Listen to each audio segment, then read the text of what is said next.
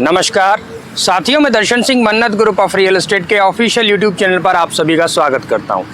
अब हमने शुरुआत कर दी है यमुना एक्सप्रेसवे क्षेत्र में जो भी विकास कार्य चल रहे हैं। अब से कुछ समय पहले जो भी डेवलपमेंट हुआ है, हर एक पॉकेट की जानकारी हम अपनी वीडियो के माध्यम से आप सभी तक पहुंचा चुके हैं। अब एक बार फिर से यानी कह सकते हैं लगभग 6 महीने का जो ये गैप है, अब दोबारा से हम शुरुआत करेंगे यमुना एक्सप्रेसवे क्षेत्र में जितने भी पॉकेट्स हैं, हर एक पॉकेट के आज के डेवलपमेंट में क्या क्या डेवलप हो पाया है, किन पॉकेट्स में क्या कमियां रह गई हैं, या जहां पर जो रेट बढ़ने का क्या कारण रहा है, किस तरह का डेवलपमेंट चल रहा है, ये तमाम जानकारियां आप तक हम स्टेप बाय स्टेप हर एक पॉकेट्स की पहुंचाएंगे। अब बात करते हैं आज की बहुत बड़ी न्यूज़ के विषय में। साथियों, यमुना एक्सप्रेसवे क्षेत्र में जितने भी यहाँ निवेशक हैं, वो सबसे पहली बात ये है कि निवेश कोई भी व्यक्ति अगर निवेश करता है, उनका सबसे पहले एक ही ध्येय होता है कि हमारा पैसा अच्छे से बढ़े और सुरक्षित रहे। उस सभी चीज़ों को ध्यान में रखते हुए प्राधिकरण ने जितने भी प्रकार के डेवलपमेंट यहाँ यमुना एक्सप्रेसवे क्षेत्र में करे हैं,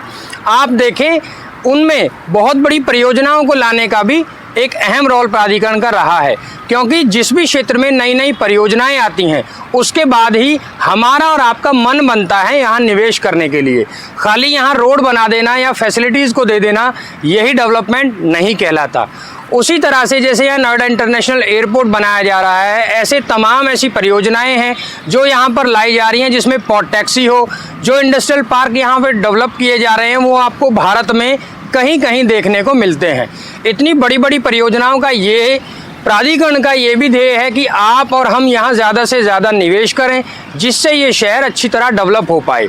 अब सबसे पहली बात है, जब यहाँ किसान ने ज़मीन दी उसके बाद ही यहाँ डेवलपमेंट शुरू हुआ, लेकिन अभी तक बहुत ऐसे मुद्दे हैं जो किसानों की डिमांड के आधार पर हल नहीं हो पाए हैं। प्राधिकरण निरंतर प्रयासरत है उन सभी चीज़ों को रिजॉल्व करने में और आए दिन कोशिश करता रहता है कि इस तरह की जो भी समस्याएं हैं उन्हें किसान के मन अनुसार सॉल्व किया जाए। अब 28 नवंबर को होने वाली बोर्ड बैठक में ऐसे कई अहम मुद्दे रखे जाएंगे जिसमें किसानों की जो अब तक डिमांड चली आ रही है, किस कारण से वो चीज़ें रुकी हुई हैं, क्यों उन पर ध्यान नहीं दिया जा रहा, इन सब चीज़ों को ध्यान में रखते हुए उन अहम मुद्दों के लिए ये 28 नवंबर की बोर्ड बैठक कुछ खास होने वाली है, जिसमें किसानों से जुड़े हुए अतिरिक्त मुआवजे को लेकर भी विकल्प रखा जाएगा। साथ ही साथ जो यहाँ किसान कोटा प्लॉट्स हैं, अब तक जिन किसानों को नहीं मिल पाए, क्यों किस कारण से नहीं मिल पाए और इस देरी का कारण क्या रहा, इन तमाम चीज़ों को ध्यान में रखते हुए इस पॉइंट पर भी बहुत विशेष तौर पर बात करी जाएगी। साथ ही साथ साथियों, अगर बात करें यहाँ यमुना एक्सप्रेसवे क्षेत्र को डेवलप होने से पहले इस ज़मीन पर वो लोग जिन्होंने यहाँ ज़मीन खरीदी हुई थी, चाहे वो यमुना एक्सप्रेसवे क्षेत्र के किसान हो या अलग अलग ज़िले से कहीं के भी रहने वाले व्यक्ति जिन्होंने यहाँ प्रॉपर्टी खरीद रखी थी, उन लोगों को पुश्तैनी और गैर पुश्तैनी का जो भी ये गैप है, इसको ख़त्म करने का बहुत बड़ा मुद्दा यहाँ पर चला है, जिसमें सभी किसानों को एक समान एक नज़र से देखने की बात किसान कर रहे हैं।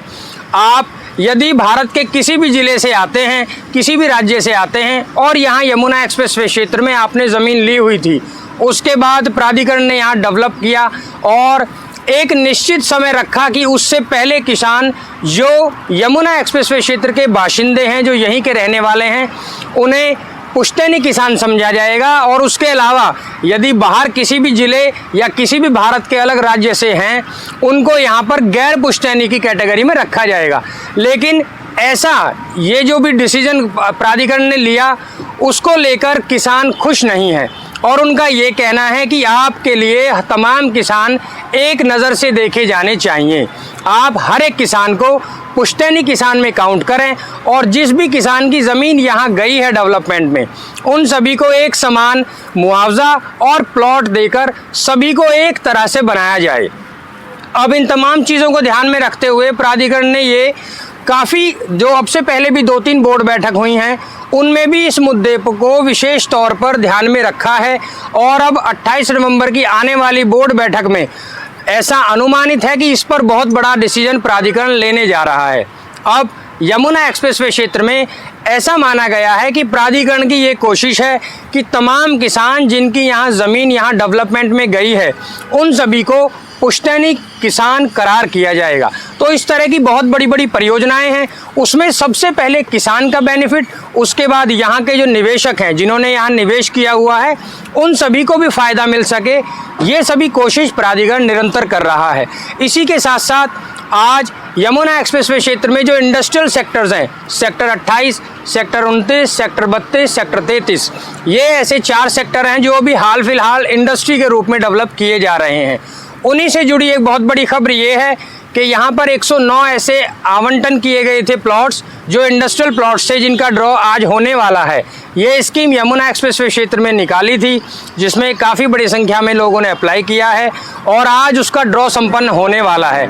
उसी के साथ साथ साथियों, अगर बात की जाए यमुना एक्सप्रेसवे क्षेत्र में जितने भी रेजिडेंशियल सेक्टर्स हैं, अब 2041 के मास्टर प्लान को मंजूरी देते हुए तमाम ऐसे गांव जो बुलंदशहर के भी शामिल कर लिए गए हैं और अब डेवलपमेंट को और विस्तारीकरण किया जाएगा। बहुत बड़े क्षेत्र में डेवलपमेंट होने जा रहा है, जिसमें 2041 के मास्टर प्लान के अनुसार यहाँ रेजिडेंशियल सेक्टर्स को भी उनकी गिनती बढ़ा दी गई है। ऐसे कई और आवासीय सेक्टर यहाँ पे जोड़े जाएंगे। उसी तरह से इंडस्ट्रियल सेक्टर, इंस्टीट्यूशनल सेक्टर और तमाम ऐसे सेक्टर्स को यहाँ पे 41 के मास्टर प्लान में ऐड कर दिया गया है, जो कि अब आपको यहाँ यमुना एक्सप्रेसवे क्षेत्र में डेवलप होते हुए दिखेंगे। इस तरह की तमाम जानकारी या आपने जो यहाँ निवेश किया हुआ है उससे जुड़ी जानकारी के लिए नीचे दिए गए नंबर पर आप संपर्क कर सकते हैं। यहाँ हो रहे विकास या कोई भी जानकारी अगर आप चाहते हैं तो आप हमारी वीडियो के माध्यम से वो जानकारी प्राप्त कर सकते हैं। हमसे जुड़े रहने के लिए धन्यवाद। जय हिंद साथियों।